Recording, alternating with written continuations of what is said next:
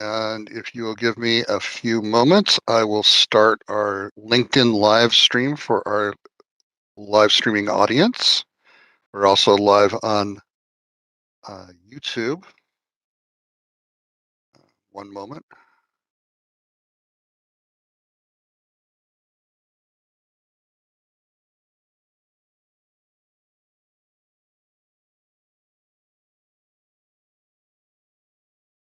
Uh, we're hoping to start using a different webinar tool in the near future, but for today we're using WebEx, and there are certain limitations, which I've just been working through here to get the live streaming started. And fortunately, they led to some minor frustrations this evening with Dr. Singh. So we are now live. Okay, welcome to our LinkedIn Live audience, our YouTube audience, and our WebEx Live audience to our career webinar, which is What's Your Story? And this is about personal impact for professional success.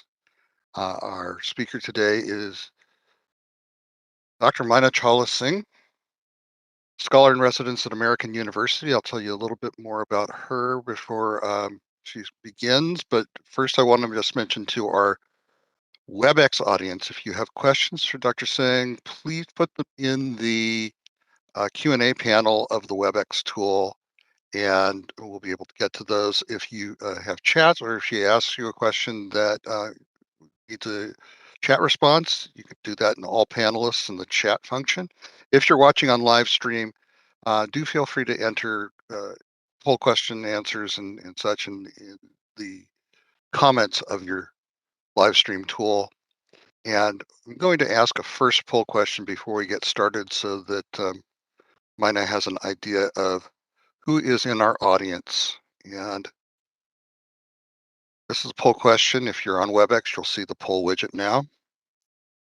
Two parts. One is how many years of experience do you have in work?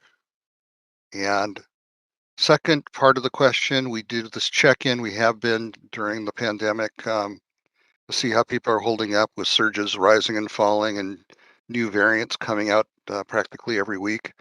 We want to see how people are holding up to the changes in their work environment, personal lives, and just getting a check-in on your status.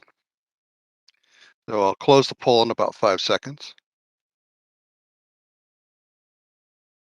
And here is our poll result.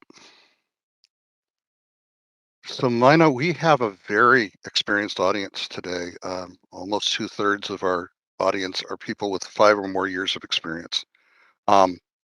And that's it gives you an idea of who's here today and what stage of their career they're in. And fortunately, about 90% of our audience says they're doing well or doing okay. And we hope this career webinar will help improve the outlook for the people in that third category. So with that, I'm going to introduce myself. My name is Stuart Creek. I am a marketing manager here at Simplilearn, and I'm here today with Dr. Maina Chawla Singh, who is the scholar in residence at the School of International Service of American University. And she has, if you let me adjust my camera here, over 25 years of teaching experience in several countries around the world. She is an expert in both transnational education and design of uh, that type of in-person curriculum, but she's also an expert in online curriculum and ed tech.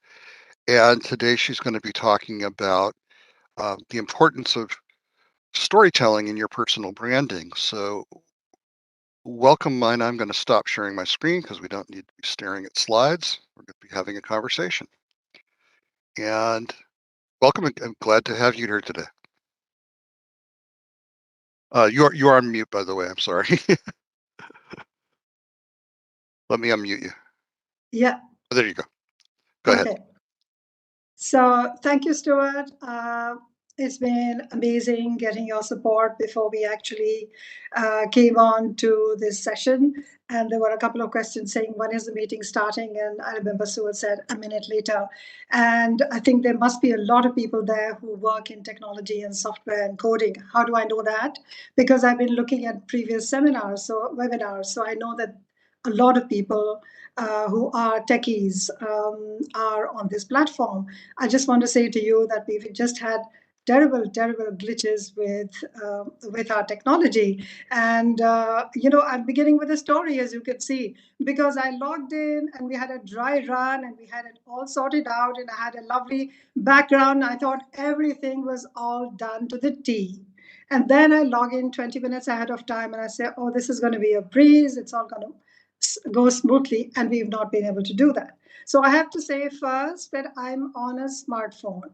So we had to kick in our, plan B. I'm on the smartphone. Some of my notes are on my laptop, and I'm basically just in a tizzy. That's my story before the story. That's a smaller story of saying, okay, I'm thrilled to be here, but this is what happened to us. So hello, everyone from all different parts of the world. I'm so delighted that you're making the time to join us. I'm actually in India, so I'm sort of in between those various timings of the Far East and North America and the West Coast.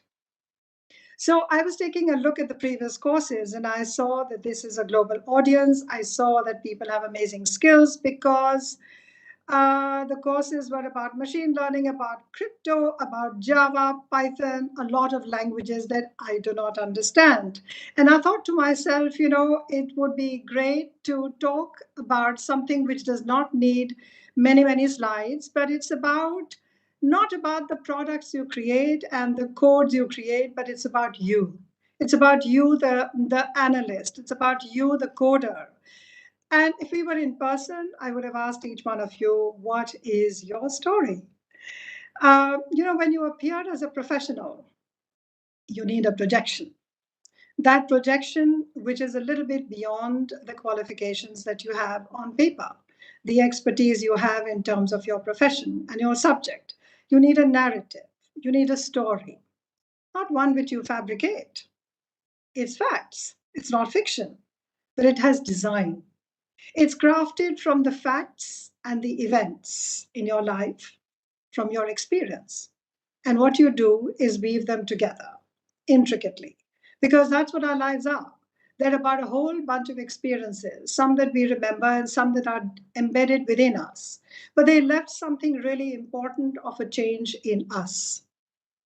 I'm using these metaphors deliberately because, often during my mentoring sessions, people say, I don't really have an interesting story. Or they'll say, I have to write this application and I'm going to do an MBA or something else, or I'm going to this get together and I know that over this retreat we'll be talking about different things and I don't really have an interesting story.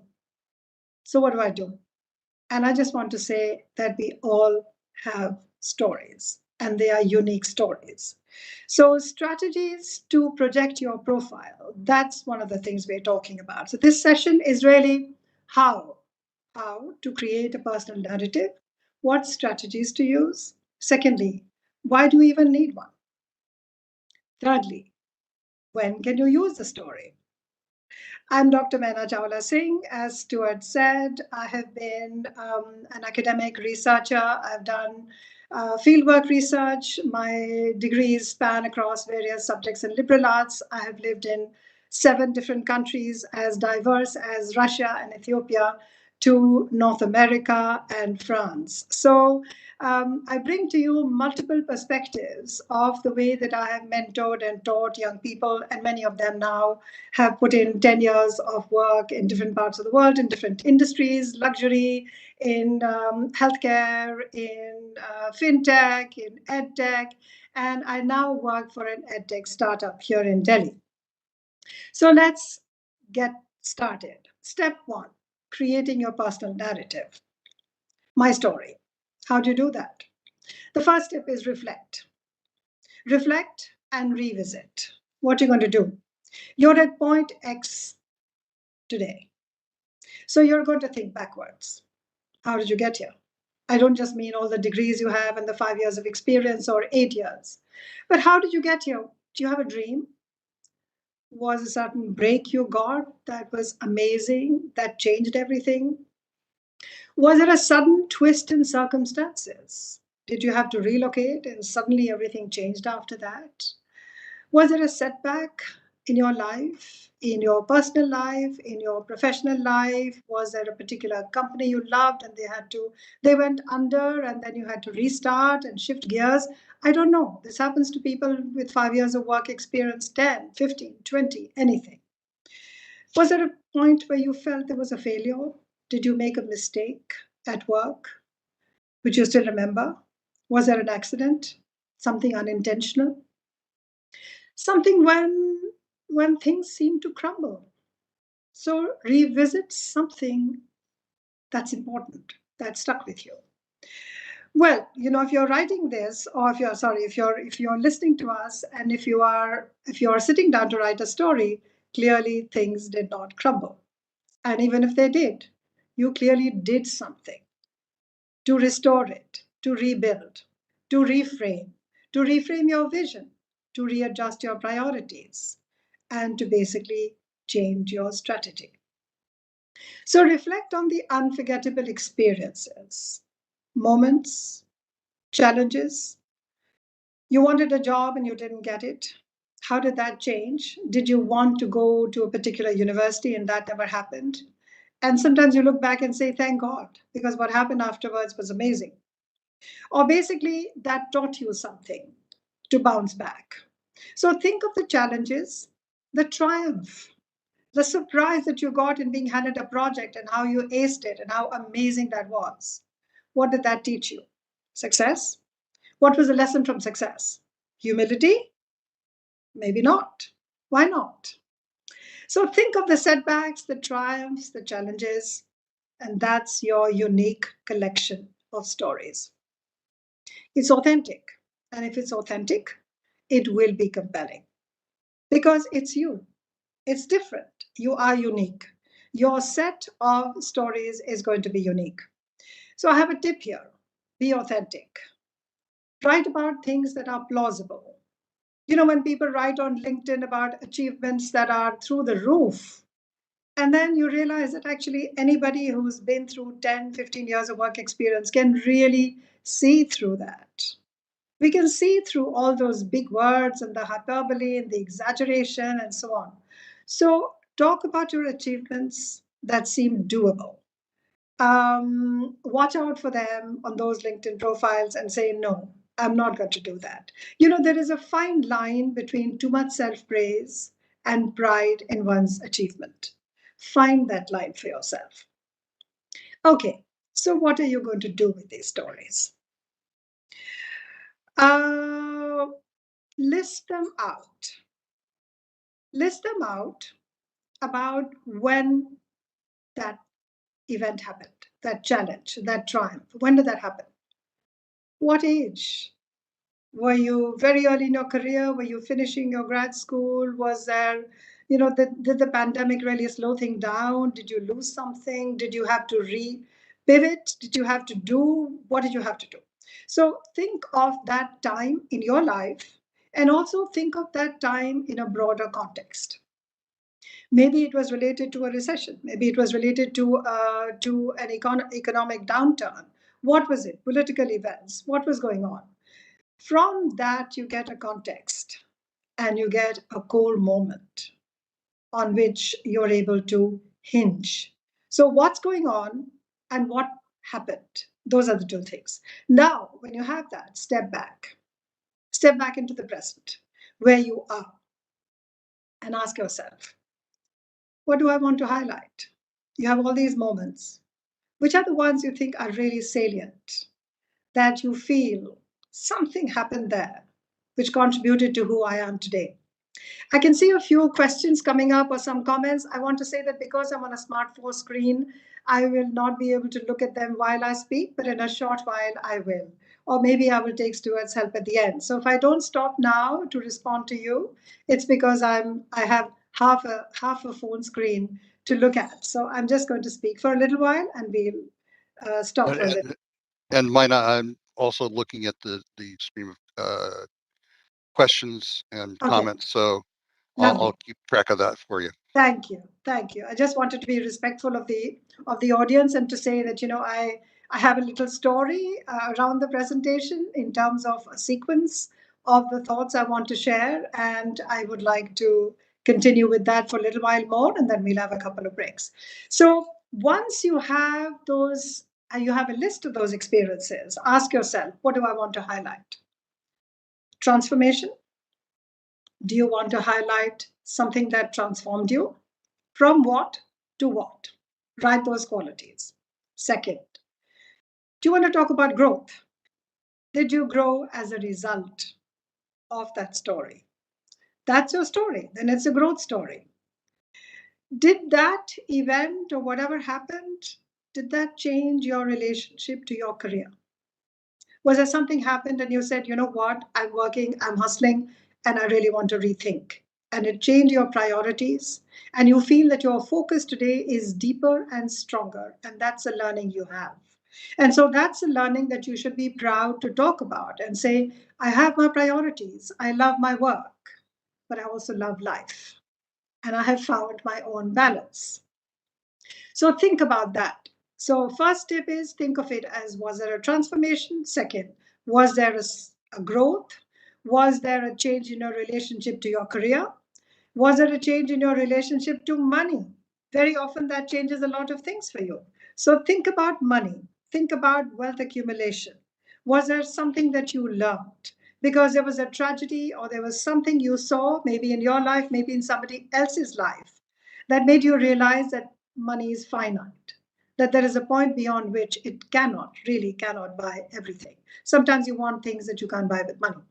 Was there a relationship at work that completely made you think differently of work? Maybe a boss, maybe a subordinate, maybe something that happened to them. Was there a mental health thing? You know that today mental health is something that everybody is speaking about with honesty and authenticity, and it's okay not to be okay. So, is there something there that you can think about, or just your relationship to life? So, think of those experiences and what they did. And those are going to be your narratives. That is how you're going to curate your story. Stuart, your thoughts. Is there something you'd like to add at this point, or you'd like me to add? Well, so we talked about why a story is important. Put my camera back on. And how to craft it.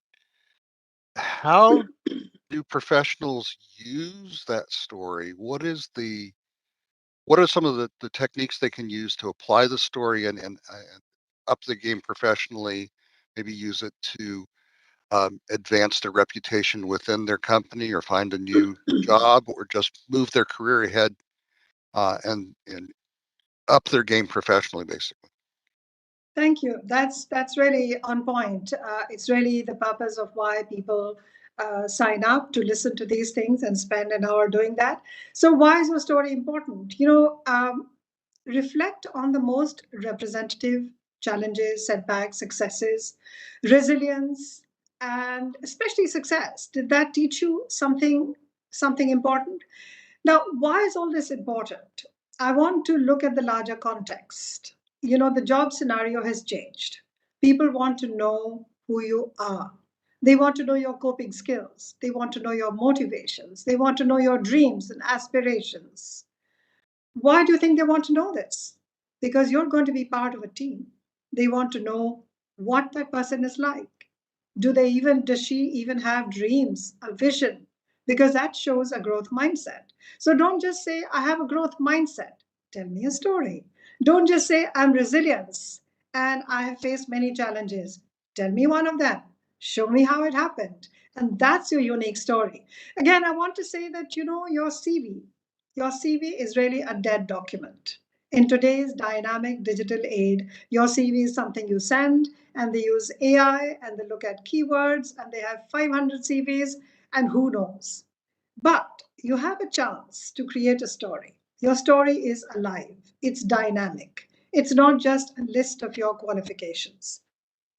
And I'm going to give you a few tips about how you can use them. When can you use them? So I want to say the earliest stage. If you've done 5 years of work experience and you still want to go for something that's deeper and advanced, any application of any level is going to want a story. That's at the earliest level. Then I want to say, think about the stock interview questions. Tell us about yourself. What you're going to do. That's where you pick on a quality. You use two qualities as entry points and say, I have a story that connects both these qualities that today I'm very proud that I keep working on. Whether it's a growth mindset, whether it's resilience, whether it's humility, whatever you want to say. So begin with two of them and bring your story there. What you need to show at an interview, or an interview can also be very subtle. It can also be a conversation that somebody very senior is having with you because they want you to be on the senior most leadership team. That's also, so when I say interview, I mean really a broader conversation where people are actually assessing you in a very good way, but they want to know who you are. So typically, the fact that you want to keep learning, the fact that your motivation is strong, the fact that you know how to deal with setbacks and failure, that's where you need a story.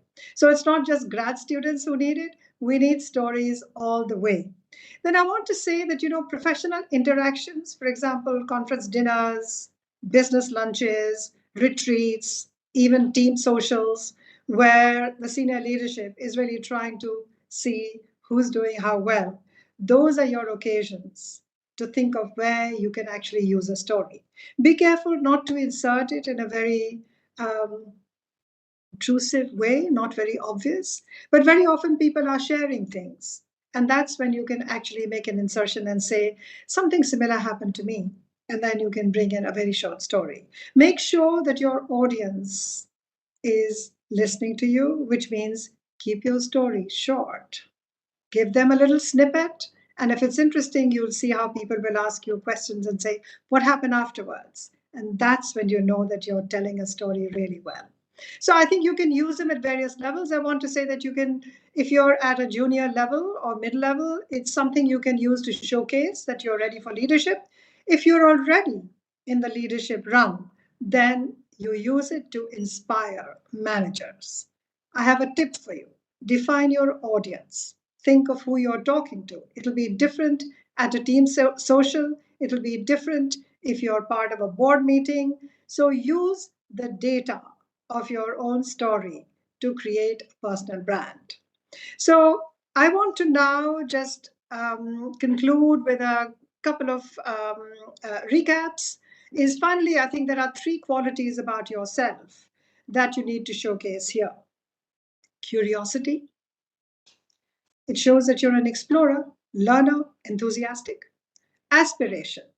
It shows that you have goals. You have a vision that drives you. And growth. It shows that what you can do, what you have done, and that dreams are driving you. So, is there a poll we should do before I say two, three final words? Stuart, what do you think?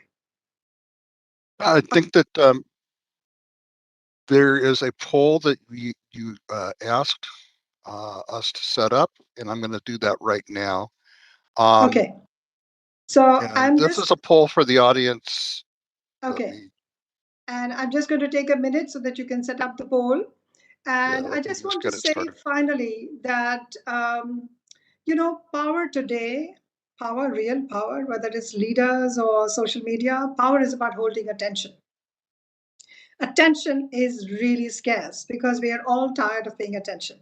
So that's where it is. Your power is about holding attention, and that's about distilling facts, data, ideas into a story. A story that holds attention. And I want you to just look at that poll. Hold on for just a moment while I. Okay. Okay, so I'm just going to say a couple of things more and finish off. Just think of what digital marketing is doing today. It's absolutely going through the roof. And why is that? It's telling a brand story.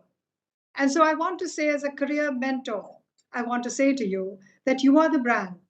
Build yourself.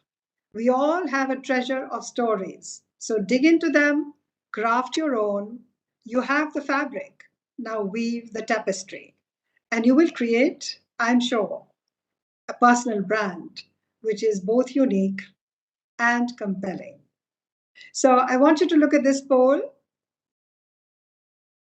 Give me a moment here. We're having Yes. a little technical difficulty on Yes, this yes. end And as well. So I will start looking at um, now I have Mohammed Tahil, I have Nitin, I have Anderson, and I just want to acknowledge as many as I can. Abdullahi, Abdul, Abhishek, Aga Mohammed, Ahmed, thank you everybody. Ajit Kumar, Akanksha, Akos, Amit Kambli.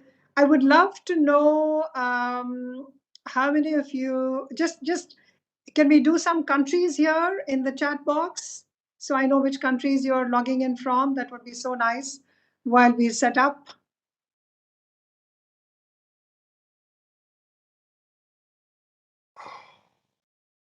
Oh, lovely. I have Canada, I have India, Kuwait, Texas. Wow, Texas is a country? Oh, no, don't do that to me. Okay, lovely, lovely. Nebraska, India, Mexico, Bangalore, Hyderabad. Wonderful, wonderful, wonderful. When no one support to hear your story, then this is Lakshmidhar Panda who's asking me when no one is there to support to hear your story. So Lakshmidhar, I don't know whether you mean is there someone to hear your story or someone to help you write that story? I'm going to answer both. I'm going to say that your story is something you need to write yourself because nobody knows the experiences you've had. When you say hear your story, I want to say that whether it's your colleagues or your bosses, they do want to know who you are. You just have to be clever about where you're going to put in what story. And actually, I don't really mean tell a story. I want to say that we ourselves are a brand. We have a story with different events in our story, different moments and different experiences. And all of those stories make one story that is me, that is you, and nobody else. So I'm going to look at a couple of other things here. Oh, wonderful. Lots of people here. Israel, aha, shalom, shalom. Interesting. So some of the countries I've lived in are here. No, I've not lived in Mexico. Of course, India, yes. I've been to Turkey, beautiful country. I've lived and taught in the US. Yes, I've lived in Israel. Canada, sorry. I miss seeing Canada. I haven't been there. Okay, how to build a corporate relationship? When you say corporate relationship, that's kind of hard. You mean work in a corporate or build relationships within a corporate? That question is not very clear. So when you say corporate relationship, I guess if you mean get a job in the corporate world, that's a whole other conversation. But if you mean relationship between corporations, that has to be built over time depending on the dealings you have with them. Actually, relationship building is a whole other conversation. And if you put it in the polls, maybe we can have a conversation about relationship building and networking skills. Networking is a term that is used all the time. And networking can actually be done really badly by people when they don't realize that network is not about going and exchanging cards. Very often at conferences, people give in and exchange cards, or you have LinkedIn followers, or you have LinkedIn networks. That really is not a network. A real network is when you build trust, when they know you and they want to work with you, they want to deal with you, they know what you do. And so when something similar happens, they think of you. That is how you build networks and relationships. And I'm going to now look at a couple of other things here. Um, uh, let me just see. Are there questions that I'm missing? I'm still working on my little phone screen.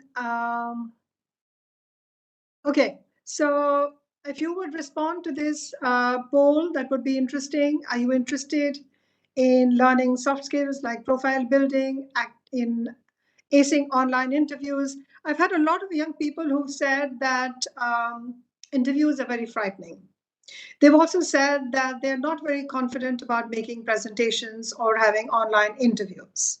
And these are people who are very, very accomplished. So, those are things that I just wanted to know from you. Is that something that also bothers you, or is something that you feel that, sometimes we have excellent skills and expertise in our profession, in our domain, but we are not as confident about giving it exposure because we don't know when it's self advertisement and when it's okay, and how is it okay to speak about yourself without sounding like you're being bombastic or you're showing off. Or I'm sure you've run into people who you've suddenly moved away from and said, oh my God, this person is so full of themselves. So that's why I put some of these things in the poll. And Stuart, do we have some questions that I can look at here?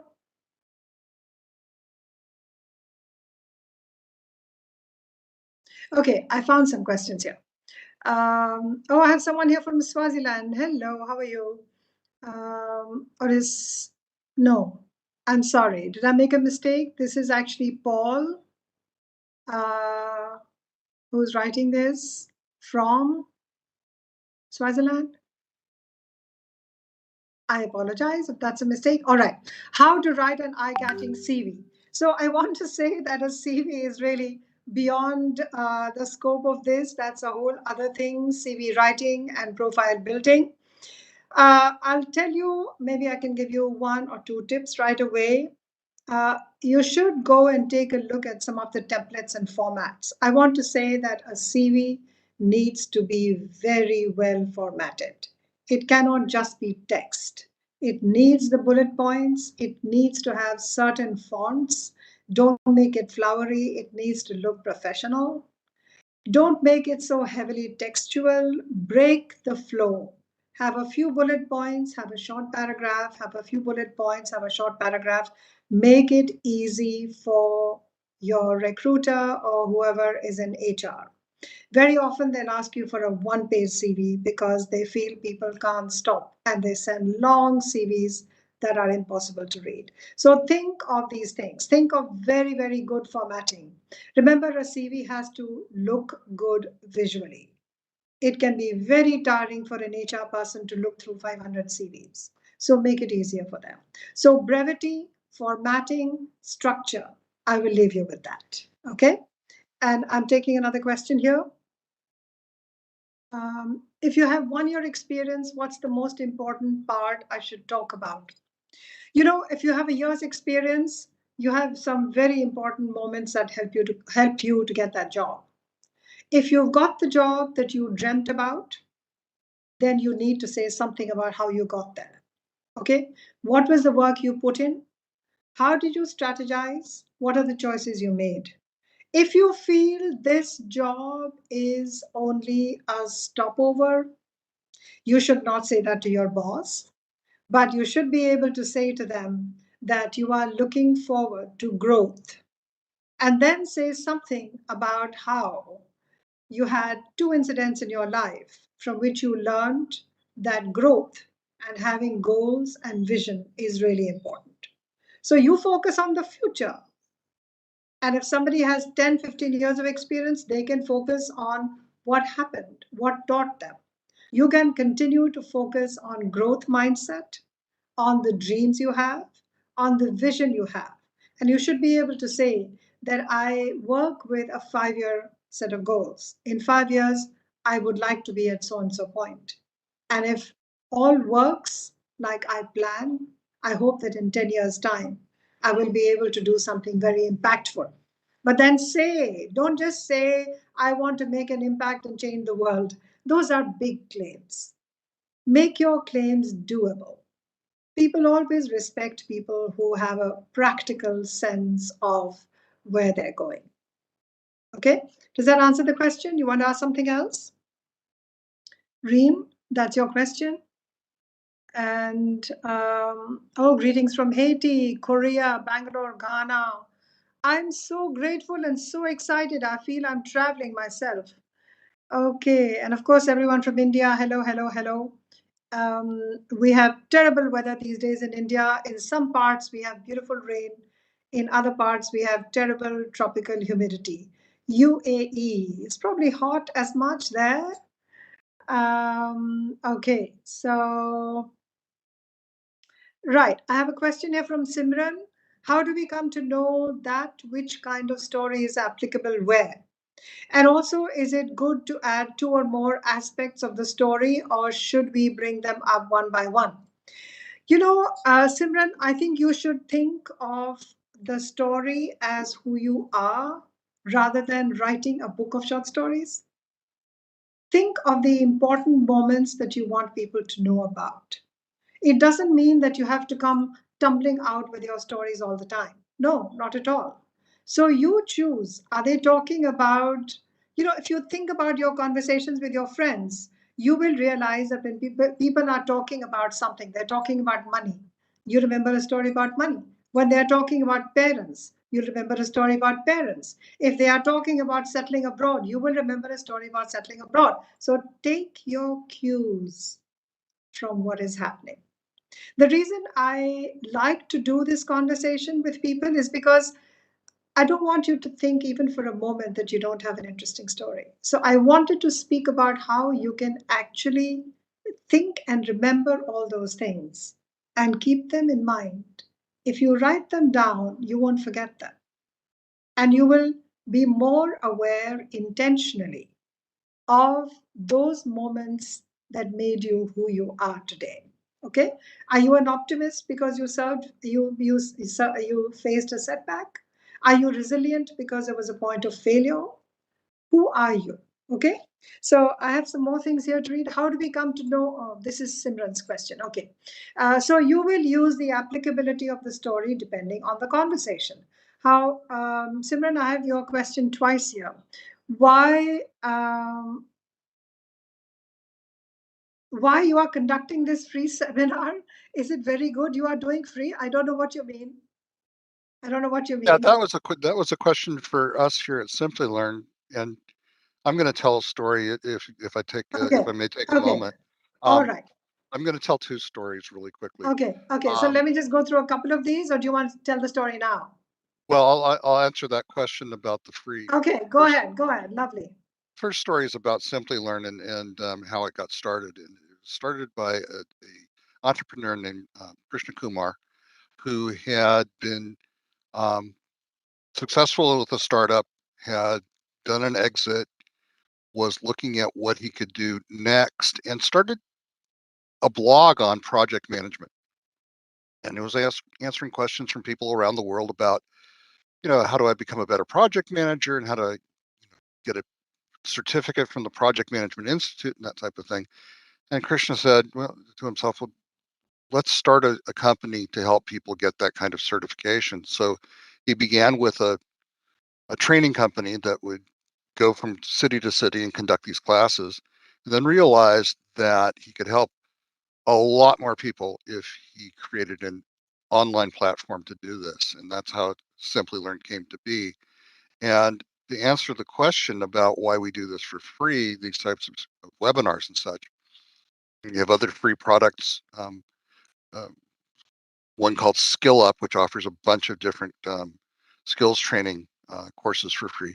And the reason he does that is because he feels the obligation to share that success that he's had over the last 11 years the company's been around. And so that's one of the reasons why all of us who work here at Simplilearn take a great deal of pride in our jobs and our company because of that type of founder's attitude that he still carries with him today. So that's one story. The other quick story I'd like to tell is about how this WebEx platform, um, which bit um, Maina earlier today just bit me. So while I was trying to set up the poll, my WebEx system crashed and I had to reboot my laptop. So thank you for your patience. I did run the poll, by the way, Mina, just to tell you what the result was. And it looks at about 20% of the audience were interested in each of the different aspects of profile building, acing online interviews, and professional branding. So I just wanted to mention that. Right. And that's my story for now. Lovely. So, Stuart, thank you for sharing that story about your founder. In fact, I didn't know about it, but I want to say to uh, a lot of people out there that, um, when I was in college, which was a long time ago, private education was hardly there. We are all the products of state education.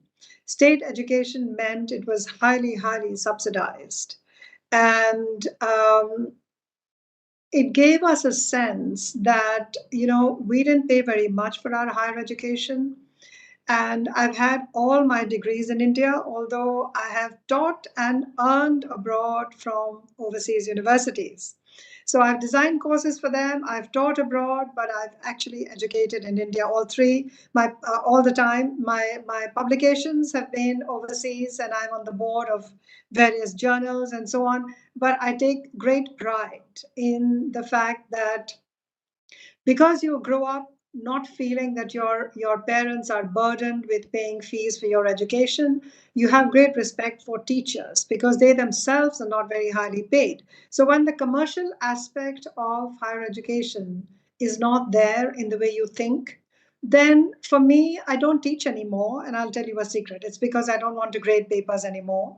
But I do a lot of advising, and I do a lot of work with researchers and people who want to grow in scholarship, especially, and for people who are building their careers about other strategies, other skills, not what they're studying. What they're studying is what they're studying.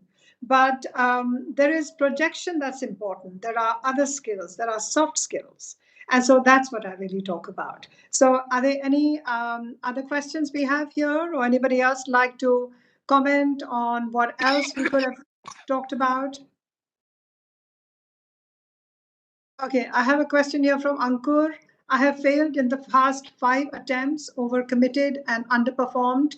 I'm too scared to give any commitments. I start with activity and then money doesn't flow, so I lose interest and move again.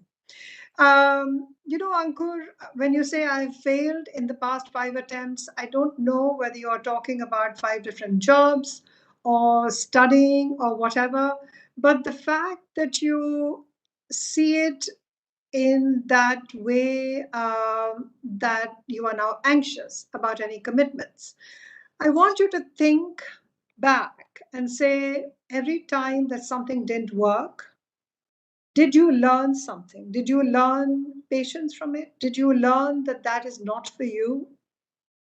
Did that, the important thing is to say, how am I better for the next challenge? Maybe what you've been trying, the attempts have not been appropriate for you and your skill set. Maybe it would be a good idea to have an educational counselor or a mentor who can actually speak to you and see where exactly you would like to see yourself 5 years from now, and then help you with a strategy about how to do those things that will get you there. Okay, so the first thing is don't be disheartened. There used to be a time in India when we were really embarrassed about anything that didn't work. Today, people say you either succeed or you learn. We don't say you succeed or you fail. You either succeed or you learn. So remember that. And if you want to talk more, you'll find me on LinkedIn. Let me look at the next question here. If I immigrate to another country, how do I show my abilities to the ideal position? So, Jesse, when you're immigrating, uh, you will have a reason. If you're going for education, you will be able to get that admission only if you're able to put in a good application. If you're immigrating just on your own, they will still want to know what you're doing. The important thing is, I don't know what stage of your career you're at, but if you feel that you need to up your degrees, then the best thing would be to opt for an educational program. If you are applying for a job straight away, then you really need to reflect on your skills. You need to reflect on your story.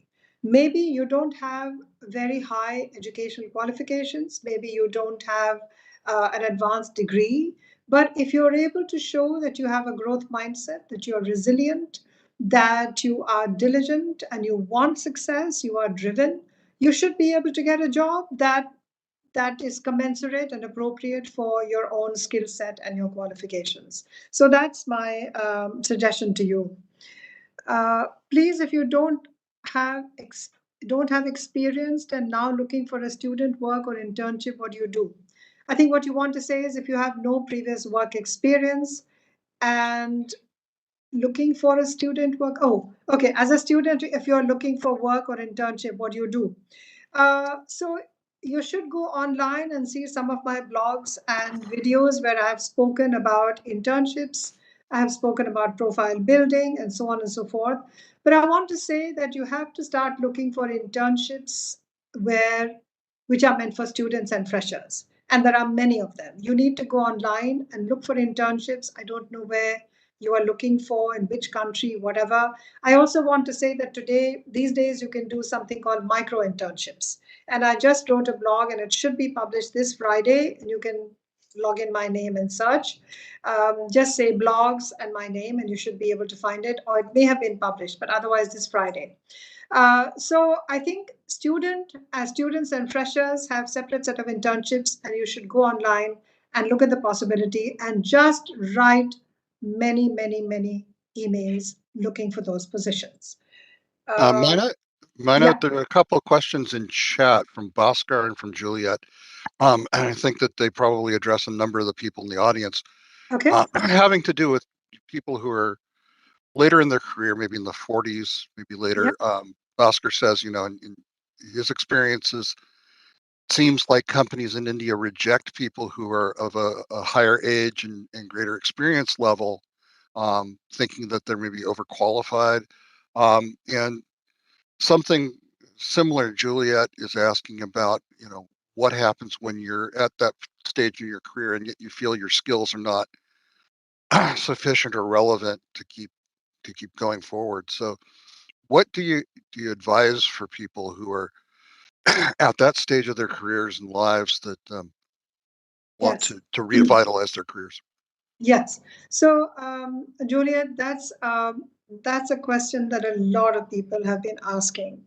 Um, I think basically the root of it is the exponential growth in technology, and that AI has begun to power things in augmented reality. I don't know if you're a technical person, but I know from mentoring various professionals that that has been one of the reasons that people have felt that their skills are not are less relevant today. I have to say that there's no quick answer, there's no quick shortcut to that. I want to say that upskilling is critical. The good news is that upskilling today is possible without actually going to a university. It's also possible not to spend a lot of money getting an online degree. I think this is something which is highly respected in most Western countries and increasingly in India. That if you have certifications where you have learned the skills, people will respect your experience. But you do need to have the certifications if you are applying for a job, or if you feel you've hit a level from where other people that you're competing with have skills that they learned more recently and your skills were learned some time ago. I don't want to minimize the importance of experience, but I also want to say that the experience can no longer just be put as something that will pull the entire wagon. It won't do that. You will need to have a peg, which is experience, and another peg, which is being updated in terms of skills. You should really look at your own profession and think of the certifications and skills relevant to you. It might be to do with hospitality, it might be to do with the luxury industry, it might be to do with healthcare. And it may be just a few certifications that are needed. You might be in HR, in which case maybe there are certain systems that are being used now, whereas things were being done manually earlier. So all of those things that were at the discretion of the individual are now being sorted in a much faster way by the algorithms. We all know about algorithms and the problems, and we know they have biases, but you know what? Efficiency counts. Time is money. And so companies are going to opt for that. If you also have the experience and a discerning eye, you have an edge, but it's not enough. So I would suggest look out for a few courses, set yourself a goal. I also know that MOOCs, which are the huge online courses, do not have a very high success rate. People lose motivation and they don't end up finishing them. So if you are paying, now this is research that has been done psychologically, if you are paying a small amount, the chances are much higher that you will complete the course. Just because free courses to keep up the motivation, if you have responsibilities and you are not just a young student, it's much harder to complete those courses. So I would say look out for those courses, do a few certifications, set yourself a goal and say in 6 months I will do these 3 micro certifications. And we hope that we will hear from you. All Okay. right. So I have another question from the Q&A. yeah. From Vishwanath asks, how do you deal with failure in your career? And I'd add to that, how do you specifically use storytelling and stories of yourself and of others to help you process failure and move forward? Failure is hard. And I'm not going to pretend that it's otherwise. You will see a lot of stuff on social media, on LinkedIn, everywhere else saying, failure is just a step, look forward, etc., be optimistic, mental health, etc. I do think it's important to acknowledge that failure hurts. Okay, so the first thing is embrace that and say it's okay to feel terrible. It's okay to embrace that what you wanted and what you tried for did not work. Once you do accept it and embrace it, you should be able to say, I am not a failure. That which I did failed. That's your first strategy. Separate yourself from what happened and say it happened. It's something that happened to you. You had pain, but you are not pain. That's your first step because that kicks in your analytical skills. And then you're ready to analyze and say, am I now fearful? Am I angry? What are my emotions? Write those emotions down. When you acknowledge those emotions, you allow yourself to deal with them. And once you do, it helps you to look for other qualities in yourself. And one really important tip, stop seeing people who are reminding you of that failure. If you're hanging around with a team that reminds you of that, spend the minimal time if you're in that job with them. Find other friends, join courses, find other social interactions. Find real life in person interactions which have nothing to do with where the failure was. Find yourself, you are bigger than your failure, you are bigger than your pain, which is something that pain specialists teach people who are terminally living in pain. And I'm drawing from that metaphor. You are not failure. That happened. You are you. And your story can be carved out of that failure. That failure happened. It's not here now. What are you going to do now? You have a fresh, clean plate. Serve yourself what you want. Believe in yourself. That failure should not define you. I would love to have that conversation. So if you want to link up at some point, I would be happy to do that. So I hope that has something else. I was just going to say, I put your LinkedIn ID and URL into the chat, so everyone has a chance to look at that. Oh, thank you. They'll find me by my name. It's an unusual name. Yeah. If they So, type the whole name, they'll find me. okay. We're reaching time, so I'm going to, if I can, I'd like to go ahead and conclude the Of course. presentation with, let me pull up PowerPoint again. So we've done the questions and the answers, and I wanted to say thank you to Maina. This has been just a marvelous and very inspiring session. And she's been extremely patient and persevered through the technical challenges we face today, which is I'm so grateful for. So thank you for that. And I said, put the LinkedIn profile link into the chat, so that's available to everyone here. I did want to mention, talked about certifications and how you move yourself forward, and that's an aspect of one of the things that Lina talked about today. I'm going to give you an example of one of the programs that we do here at Simplilearn, and this is a high-end program in project management. I mentioned how our company started off with certification classes and how to get your PMI official test and institutional certificate from Project Management Institute. We've moved on a great deal from there. We still offer those courses, but we've also moved to the point of being able to offer comprehensive programs with university partners. And here's one example, which is a postgraduate program in project management, which is 6 months online work, about 5 to 10 hours a week. You meet with live instructors over the weekend, a couple of sessions each weekend, and you do case studies and projects, all online, all in a virtual environment. And it has a number of different benefits. And this is typical of these types of programs that we do, where you have uh, earn contact hours, you earn continuing education units. Um, you complete a capstone project, and the reason that I mention that is talk about telling your story. The capstone project is basically the story of completing the course. It applies all of the skills that you learn along the way of that 6 month program, and you put them all together into solving a problem that you can then demonstrate to your employer or a prospective employer.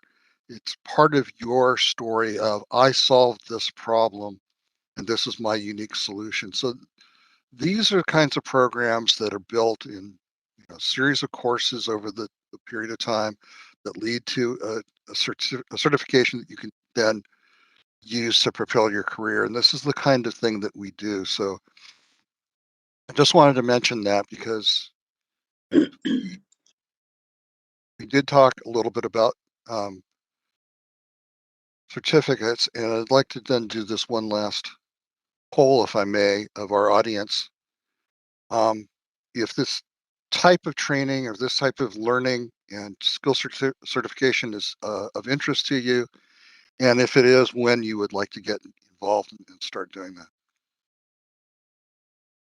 Stuart, can I add a word as a former professor or current professor? Absolutely. So I just want to say, since I have so many people here from so many different countries, the model that and I don't work for Simplilearn, so I'm not doing it for that. I'm really speaking as an